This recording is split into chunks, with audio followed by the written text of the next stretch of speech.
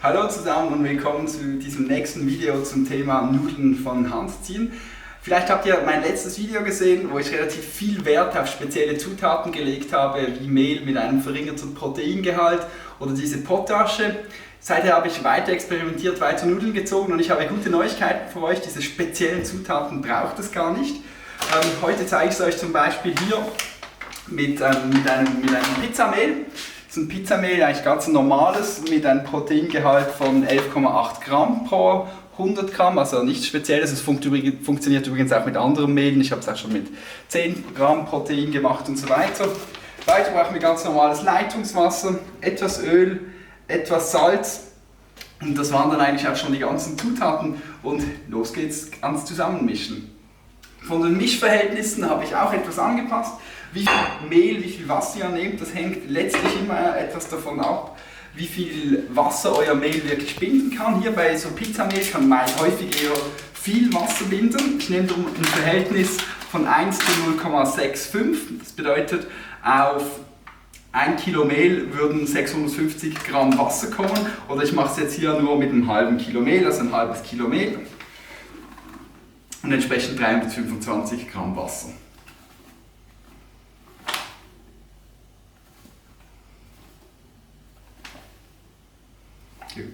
Etwas zu viel Mehl, aber das ist nicht weiter schlimm, da muss ich etwas mehr Wasser auch reintun. Jetzt heißt etwa eher 335 Gramm Wasser.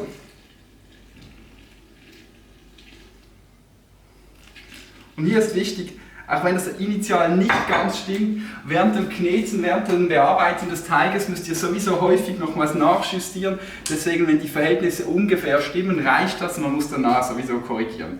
Beim Salz auf ein halbes Kilo Mehl nehme ich so knapp einen halben Teelöffel Salz.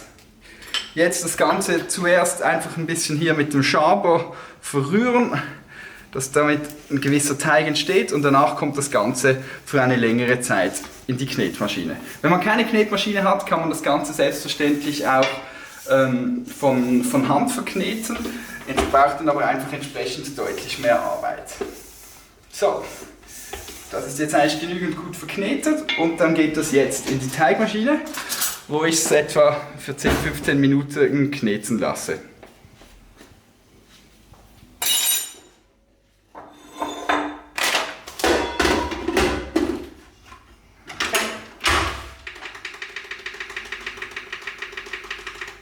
Timer auf 10 Minuten gestellt und jetzt heißt es warten.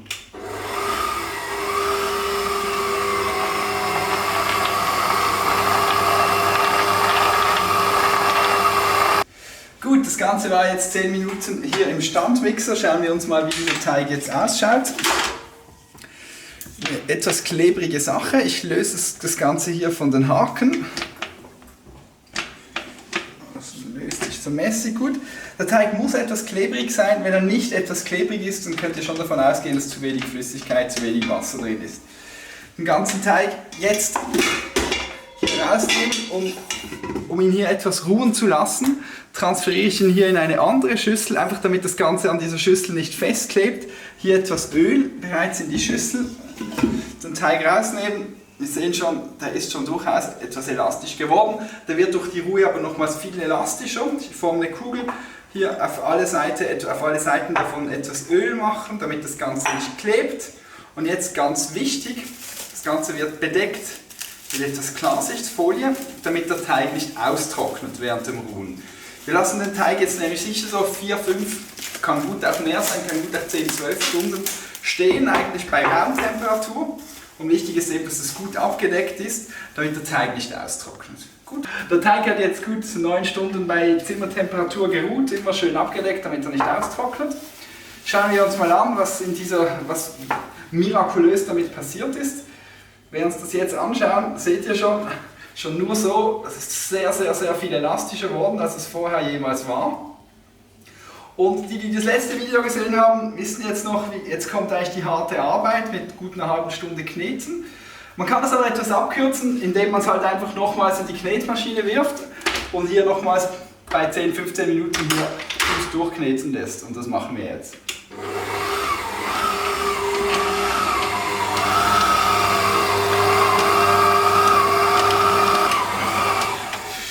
10 Minuten später, wir schauen uns an, was das Ganze gegeben hat.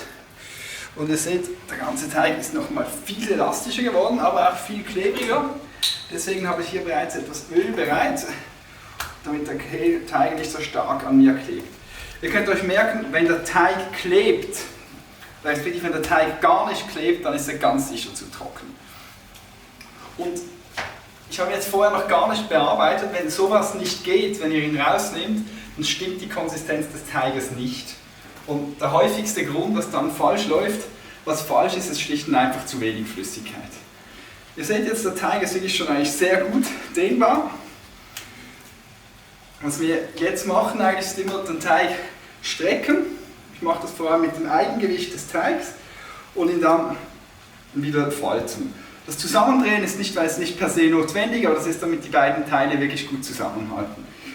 Ich sehe, ich wechsle dabei eigentlich auch immer die Enden. Einmal sind die Enden rechts, das nächste Mal die Enden links.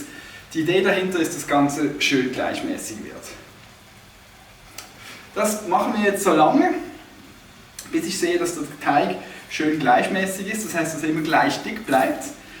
Mein Gefühl hier ist, das wird jetzt eigentlich recht schnell gehen. Also ihr seht, beim letzten Mal habe ich eine halbe Stunde geknetet. Ich glaube, hier habe ich es fast schon. Besonders lange wird das nicht mehr dauern. Was wichtig ist, damit ihr wirklich Nudeln ziehen könnt, solange ihr nicht mit einem Schwung die Teighälfte wieder auf die ganze Armlänge kriegt, ist das noch zu wenig dehnbar. Von der Dehnbarkeit ist das jetzt bereits gut. Das Wichtige beim Bearbeiten des Teiges ist aber eben auch, dass er ganz gleichmäßig wird, damit eure Nudeln schön gleichmäßig werden. Das sieht eigentlich schon ziemlich gut aus. Hin und wieder muss man schauen, dass alles schön gleich dick ist, das heißt die Enden ein bisschen zusammenführen. Und hier bei diesem Schleudervorgang, das wirklich wichtig ist, arbeitet mit dem Gewicht des Teiges, nicht einfach breit reißen, also nicht einfach so reißen, sondern wirklich mit dem Gewicht des Teiges arbeiten.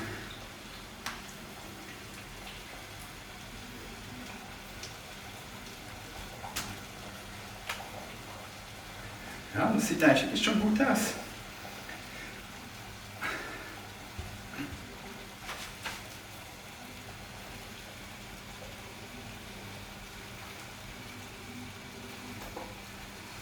Okay.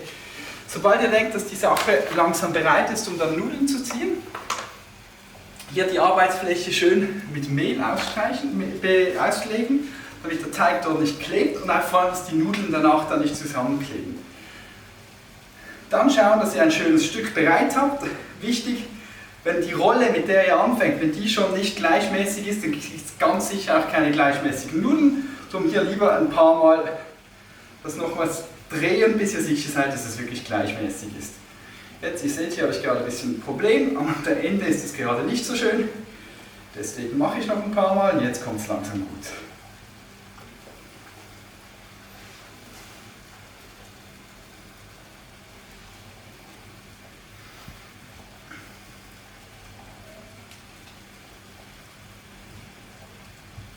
Gut, damit bin ich zufrieden. Hier schauen, dass das ganz gleichmäßig aufspiralisiert ist.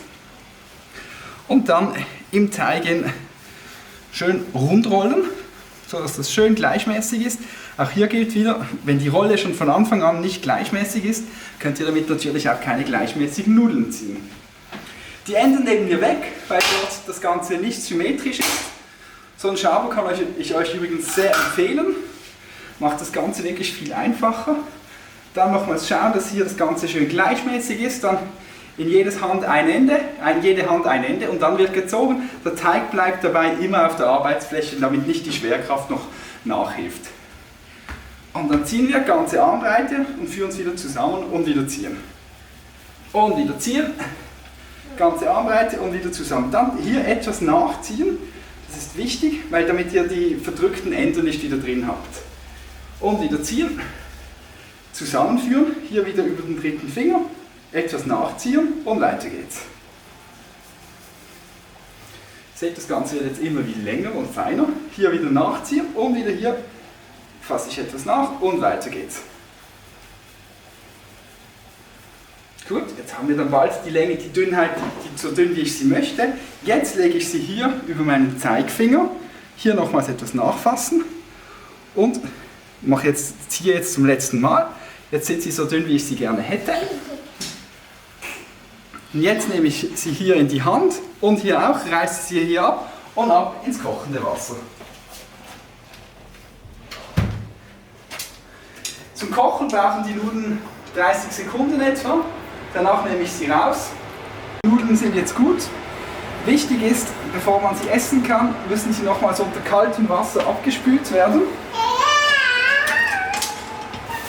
Kurz abspülen, um den Kochprozess zu stoppen. Schon fertig und damit sind die Nudeln fertig und können serviert werden. Ihr seht jetzt, wie wir eigentlich praktisch mit nicht mal 5 Minuten Handarbeit, ohne irgendwelche fancy Zutaten hier wunderschöne handgezogene Nudeln hergestellt haben. Es sah jetzt alles vielleicht sehr einfach aus, die Technik braucht man trotzdem. Es wird viel Übung brauchen für jeden, es braucht ein Gefühl für den Teig, aber es ist erreichbar und es braucht nicht irgendwelche speziellen Zutaten. Viel Spaß beim Probieren und tschüss!